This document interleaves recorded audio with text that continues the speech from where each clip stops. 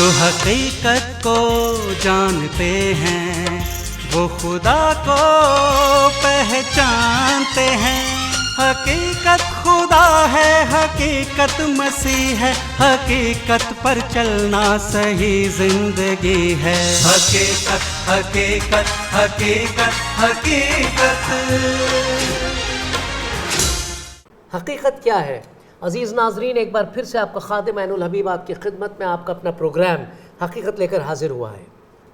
अज़ीज़ों, पिछले एपिसोड्स में हमने देखा कि किस तरह से किताब मुक़द्दस वो किताब है जिसमें खुदा ने अपने लोगों के लिए बहुत सारे इंतज़ामात किए थे। उसने नबियों को बर्पा किया, पैगंबरों को खड़ा किया ताकि लोग हिदायत पा सकें, ताकि लोग एक अच्छी ज़िंदगी जी सकें। खुदा ने ये एक मंसूबा तैयार किया है। किताब मुक़द्दस उस मंसूबे को हमारे सामने लेकर आती है। जी हाँ, किसी ने इस बारे में कभी सोचा भी नहीं होगा कि किताब मुक़द्दस क्यों कर खुदा ने लिखवाई है। उसमें वो बताना चाहता है लोगों को कि मैं तुम्हारे साथ हूँ। कई सौ सालों से खुदा उन लोगों की हिदायत, लोगों को सही सबक देता चला आ रहा था नबियों के ज़रिए, चाहे वो हज़रत नूह थे, चाहे हज़रत इब्राहिम थे, चाहे वो हज़रत इसहाक़ थे, चाहे याकूब थे, चाहे वो यूसुफ़ थे या मूसा थे। लेकिन ये सिलसिला यहाँ पर ख़त्म नहीं हुआ, ये सिलसिला बढ़ता चला गया। अक्सर कुछ लोग कहते हैं कि फ़लाना नबी जो है वो आखिरी नबी है, आखिरुज़्ज़मा नबी है, लेकिन ऐसा सिलसिला नहीं था खुदा के ज़माने में। खुदा नबियों पर नबियों को बर्पा करता चला जा रहा था और उसके साथ साथ वो कुछ ऐसे खादिमों को खड़ा कर रहा था, ऐसे लीडर्स को खड़ा कर रहा था, ऐसे अगुओं को खड़ा कर रहा था, ऐसे पासबानों को खड़ा कर रहा था और ऐसे कुछ काजियों को भी खड़ा कर रहा था।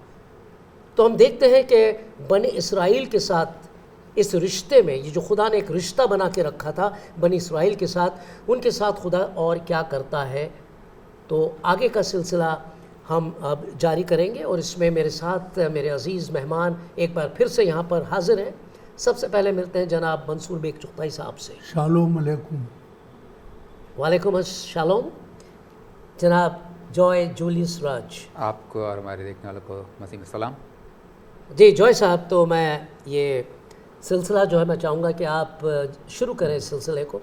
जो मैंने बात की आपने सुनी और किस तरह से खुदा जो है अपने मंसूबे को और आगे बढ़ाता है। मूसा एक बहुत बड़े नबी हुए, बड़ा ज़बरदस्त काम किया और उनकी शोहरत, उनकी पूरे इस्राएल की शोहरत बहुत दूर तक फैली। लेकिन एक बड़ा लंबा सफ़र था जो डेजर्ट में, रेगिस्तान में सफ़र करते रहे। उस मकाम के जिसके लिए निकाल के लिए वो पहुँचे नहीं थे। जी, खुदा को भी वो काम करना है, उसके लिए एक और शख्स को चुना, मूसा के अलावा एक और शख्स को चुना। लेकिन वो है यहोशू या जोशुआ जिसको बोलते हैं।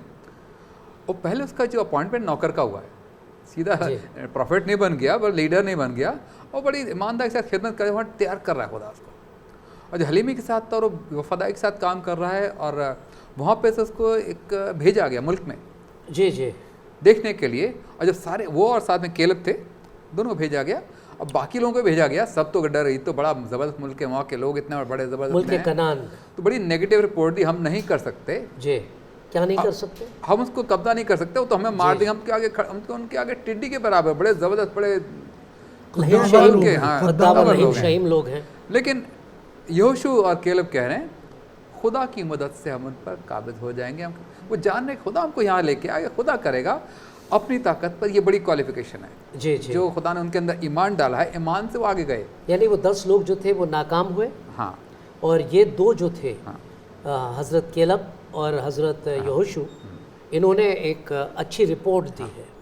जी, और ये है जो यहोशू जिनको खुदा ने आगे लीडरशिप के लिए चुन लिया कि वो लेके जाएगा, वो इस मुल्क में पूरे बनी इजराइल कौम को। एक बहुत बड़ा ज़बरदस्त है। हज़रत मूसा भी थक गए, इतनी बड़ी कौम, ऐसी निकम्मी कौम, बड़े परेशान को कैसे मैं लेके चलूँ। लेकिन यहोशू है जो उस लीडरशिप को लेना तैयार है। और जो असली चैलेंज सामने है कि उस मुल्क को लेना है, सामने मुल्क में बड़े ज़बरदस्त हैं, उसको कब्ज़ा लेना है। और यहोशू कहता मैं करूँगा, खुदा की मदद से मैं करूँगा और उस मुल्क में उनको लेके जाऊँगा। और ये जो चीज़ हमने पहले भी देखा कि ये पेशेंगोई है कि जो हमको ले जाने वाला है उस वादा के मुल्क में, जो अब्दी मुल्क है, जो बहुत ज़बरदस्त है, जो बरकत वाला है, अहद की ज़मीन है, अहद की ज़मीन है, हमारी जो आसमानी मुल्क है, जो बादशाह खुदा हमको देने वाला है, उसको ले जाने वाला यहोशू है, याशुआ है। जो बचाने वाला है वो हमको उस मुल्क में लेकर जाएगा। जी। वहाँ 12 लोग भेजे गए थे जासूसी करने के लिए कनान में, और जब ये वहाँ जाते हैं, जैसा कि आपने बताया कि वहाँ के आदमी कद्दावर होते थे, लंबे चौड़े, लेकिन वहाँ की फसल भी ऐसी होती थी। अंगूर का एक गुच्छा ऐसा होता था जिसको उठाने के लिए 2 आदमियों को मुश्किल पड़ती थी, और जब ये वापस आए तो लाठी के ऊपर वो गुच्छा टांग करके 2 आदमी, एक आगे से एक पीछे से, कंधे पे रख के वहाँ से लाए थे दिखाने के लिए। लेकिन रिपोर्ट का आपने बता दिया, इन्होंने अच्छी रिपोर्ट दी। जब खुदा हमारे साथ है तो कद्दावर और बेकद्दावर क्या चीज़ है, इनसे भी बड़े आ जाएं जी जी, तो कुछ नहीं कर सकते। तो ये सब चीज़ें खुदा पर डिपेंड करती थी। खुदा अगर चाहे तो किसी को भी खड़ा करके किसी को भी गिरा सकता है, जी हाँ, उसके सामने कोई बड़ी बात नहीं है। हज़रत दाऊद एक बच्चे थे उस वक़्त जब ये बकरियां चराया करते थे अपने बाप की, और उसको मारा, शेर को मारा, भालू को मारा, नहीं उसको मारा कि गोलियत को मारा। तो कैसे मारा उसे? सिर्फ एक गोफी से उसमें एक पत्थर डाला, रस्सी का बना होता था वो हमारे यहाँ भी चलता है आज, मक्की के खेतों में रखवाली के लिए वो गोफियाँ बनाते, और उस पत्थर की जगह मिट्टी लेकर के उसे फेंकते हैं, जी जी, गीली मिट्टी, तो पत्तों पर जाकर खड़ खड़ करती है, जानवर उड़ जाते हैं। लेकिन वो वहाँ मारने के लिए यूज़ किया जाता था, और गोलायत के माथे पे लगा वो पत्थर और वहीं ढेर हो गया, जी जी, जिसे कोई फौज का लड़ने के लिए तैयार नहीं था। तो खुदा ने जिसे चाहे यहाँ यहोशू को खड़ा किया, जो जब हज़रत मूसा हैकल में जाते थे तो ये दरवाजे पर बैठा करते थे। इनकी एक नौकर की सी औकात थी जी, लेकिन इन्होंने बड़ी हलीमी से जो काम इन्हें सौंपा गया, मूसा के बड़े बेहद करीब थे। यहाँ तक कि जब हज़रत मूसा सिनाई पहाड़ पर गए थे खुदा से मुलाकात करने, वो 40 दिन और 40 रात, और यहाँ पर नीचे जो बनी इसराइल था बहक गया था, गलत काम कर बछड़े बना दिए थे, पता नहीं क्या क्या किया था, ये नीचे इंतज़ार कर रहे थे हज़रत मूसा का। यानी कि एक वफा, ये उनमें शरीक नहीं हुए, जी जी, और तो ये वफादारी इनके अंदर भरी थी। और ये ईमान को भी साबित करती है कि जो बात कही गई उस पर ईमान है या डामाडोल हो गया। कहा इजराइल कौम से भी गया था, लेकिन वो सबका सोना लेकर के लड़कियों का, बीवियों का, तो वो पत्थर वो एक बछड़ा बना दिया। जी हाँ, जी हाँ। तो ये वफादारी, खुदा के कलाम के मुताबिक अपनी ज़िंदगी को गुजारना सबसे बड़ी चीज़ है। इसमें हम बहके तो ख़त्म हो गया। और इजराइली तरह तरह बहकते रहे, जगह जगह बहकते रहे, कभी पत्थरों में पूजा करने लगे, कभी किसी के मंदिर की पूजा करने लगे, कभी किसी के बुतों की पूजा करने लगे। तो अलग अलग तरीके से गुनाह करते रहे और खुदा का खैर इन पर बरपा। जी हाँ, तो इसमें ये चीज़ खुलकर आती है हमारे सामने कि खुदा पाक जो था वो देख रहा था और वो जानता था कि उसकी कौम कैसी है, किनको चुना है उसने, लेकिन साथ ही साथ उनकी बहबूदी के लिए, उनकी बेहतरी के लिए खुदा हमेशा सही लोगों को खड़ा करता था। जैसे यहोशू थे, कलेब थे, कलेब भी बड़े गज़ब के थे, वो यहोशू के साथ गए थे। तो ये जो ऐसे अगवे या ऐसे पासबान खुदा ने खड़े किए थे, जिनके होते खुदा ने इन लोगों के ज़रिए, क्योंकि खुदा का रूह उन पर आ गया था, नाजिल हुआ था, और खुदा जो है छोड़ता नहीं था बनी इसराइल को किसी भी तरह से, चाहे वो कितने भी बिगड़ जाएं, कितने भी गलत राह पे चले जाएं, लेकिन उनको राह रास्त पे लाने के लिए उसने लोगों को खड़ा किया हुआ था। और यहोशू थे जो उठाकर उनको अहद की ज़मीन पर ले गए, और वही थे जिन्होंने उन 12 गोत्रों में, यानी जो तकसीम 12 जो फैमिलीज़ थी, 12 जो कबीले थे, उन कबीलों को उनके हक़ की ज़मीनें दी। और एक कबीला था जो हारून का कबीला था, वो लोग जो थे वो वहाँ पर खिदमत करते थे। जी हाँ, हैकल में उन लोगों का काम था।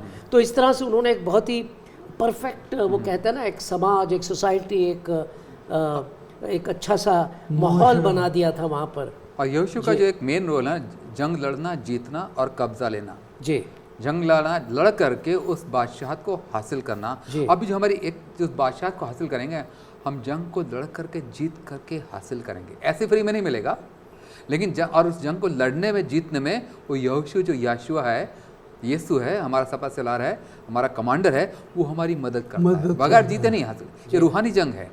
इस जंग को जीत करके बादशाह को हासिल करना। और दूसरी बात ये है, वो जिस बादशाह में लेके गए पहले खुद जाकर देख करके आया, फिर कहता मैं आगे तुमको लेके जाऊंगा।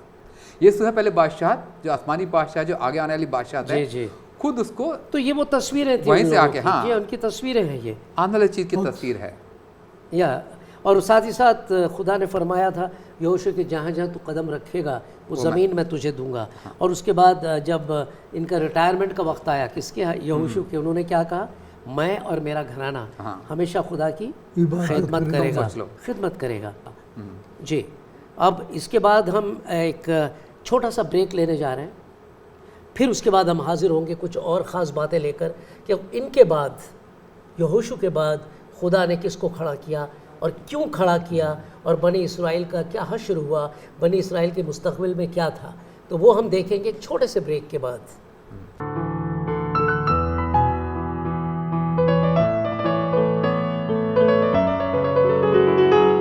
Education has the power to break the cycle of poverty. Sponsor a child, donate for a cause, invest in their future.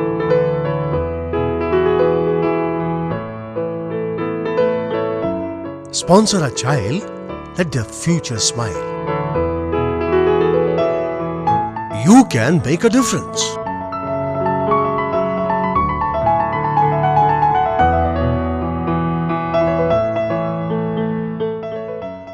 तो अजीज़ों, हमने जैसे कहा था, हम गए और वापस आ गए आपके आगे कुछ और ख़ास बातें लेकर।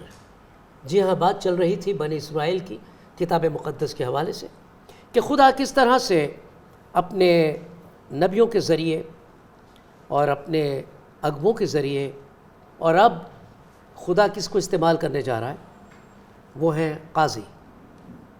तो किस तरह से खुदा काजियों को इस्तेमाल करता है ताकि बने इसराइल को राय रास्त पर बनाए रखे।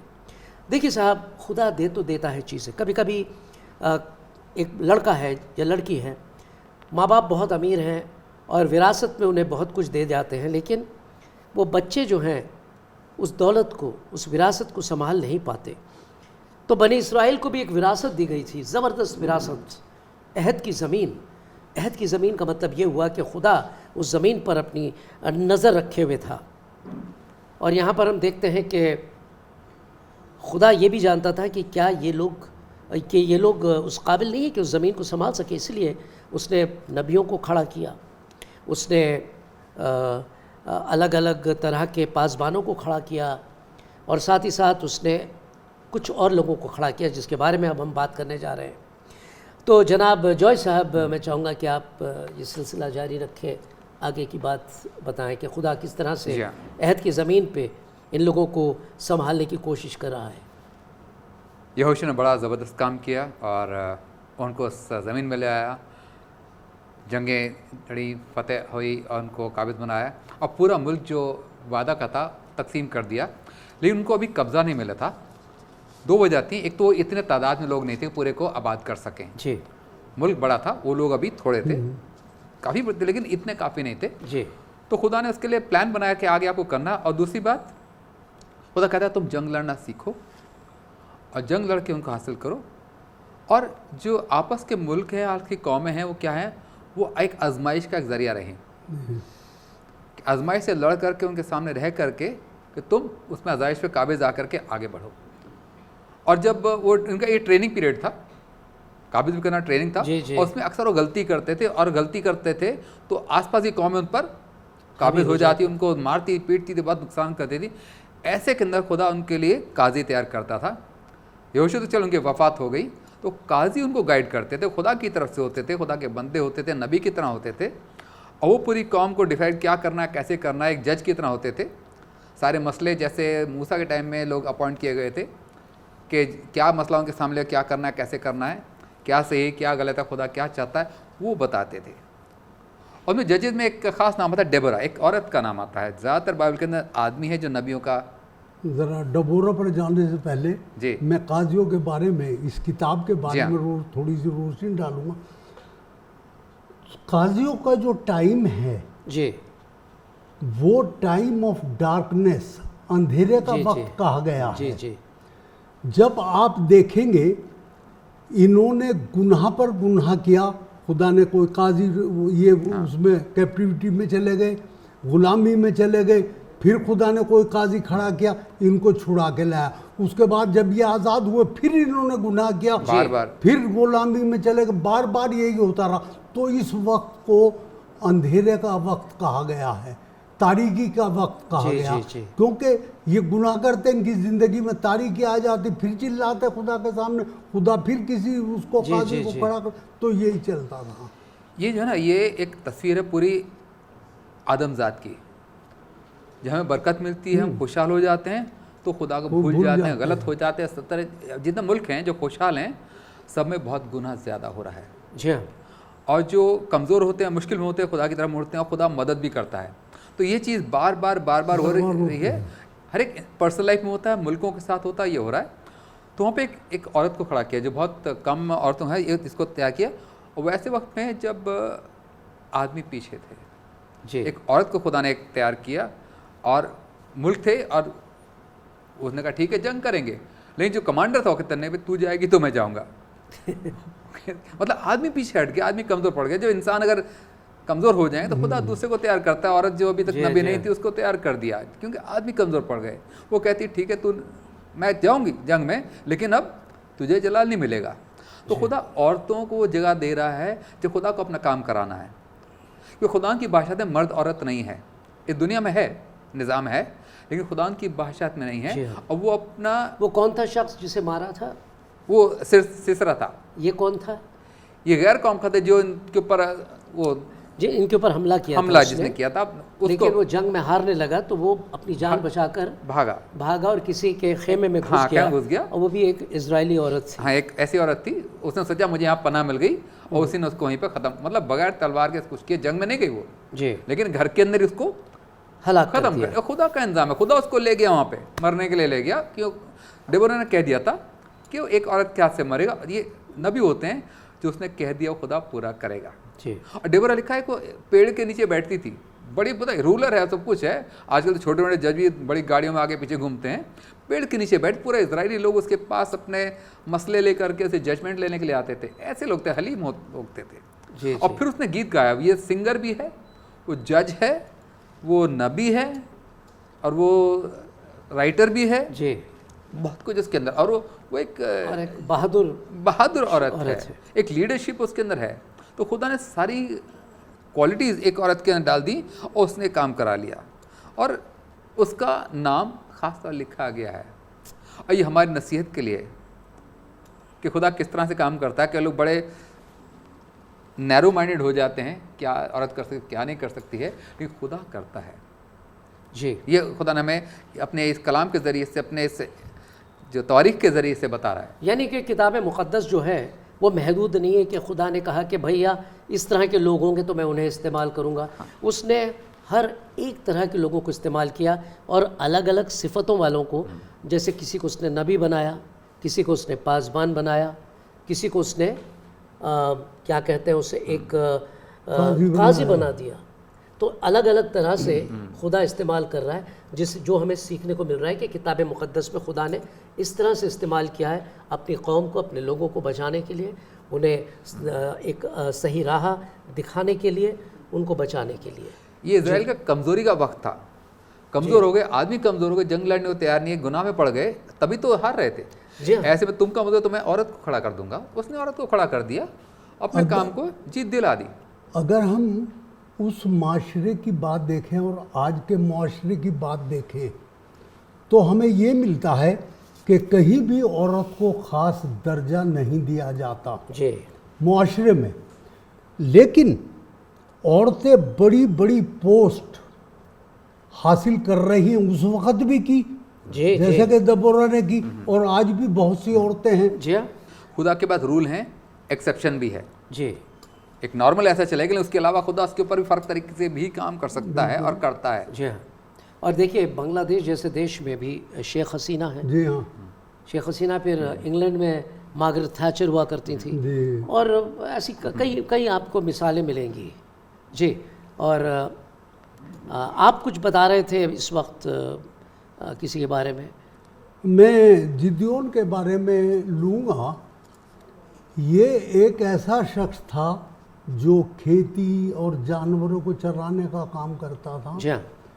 तो इनको बिल्कुल सामने दिन में खुदा का फरिश्ता दिखाई दिया, और खुदा के फरिश्ते ने इन्हें हुक्म दिया कि एक बकरी का बच्चा ले, उसे ज़िबा कर और जी। इतना आटा ले, उसकी रोटी बना और फलानी चट्टान पर वो रोटी रख के उसके ऊपर गोश्त रख दे, और वो शोरबा जो बचेगा उसको भी उंडेल दे।